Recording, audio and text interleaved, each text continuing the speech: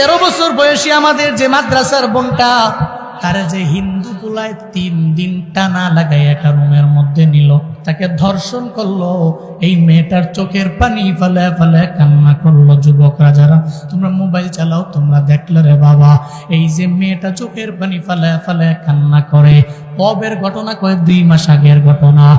Media এই বিষয়ে তো নীরব কেন?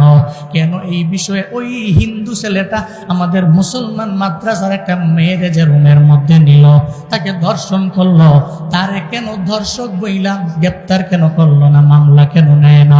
আমি একথাও শুনেছি, ওই ব্যক্তির বিরুদ্ধে, হিন্দু ছেলের বিরুদ্ধে মামলা দেওয়ার পরে মামলা নিয়ে গেল, মামলা পর্যন্ত এরা নেয় না। অথচ মাদ্রাসার হুজুর এটা ধর্ষক। এটা হইলেই পুরো মিডিয়া এত গরম কেন? এত গরম হুজুরের বেলায় দোষ, অন্যের বেলায় কেন দোষ নাই? হিন্দুর বেলায় কেন দোষ নাই? কেন হিন্দুর এত চাটুকারিতা কেন?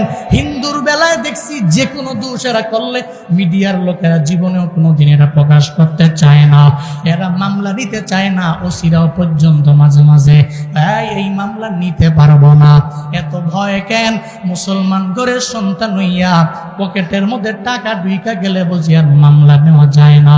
মনে রাখবা, এই বাংলাদেশের প্রশাসনের লোকেরা, তোরা যারা হারাম হয়েতে পকেটের মধ্যে টাকা ঢুকার পরে হুজুরের দোষটারে বড় করে মিডিয়ার মাধ্যমে দেখাও, আর হিন্দু ছেলে অন্যায় করার পর তার যে অন্যায়টা, এটা মিডিয়ার মধ্যে যে তোরা দেখাও না। বাংলাদেশের যুবকেরা, মুসলমানেরা এখন তো পরিপূর্ণ অ্যাক্টিভ হয়ে গেল। প্রয়োজনে আমরা মাঠে ময়দানে নামতে বাধ্য হব। আমাদের মুসলমানের ঘরের কোনো সন্তানের ক্ষতি হবে, এটা মুসলমানেরা জীবনে কোনোদিন মেনে নিতে পারে না, ঠিক কিনা?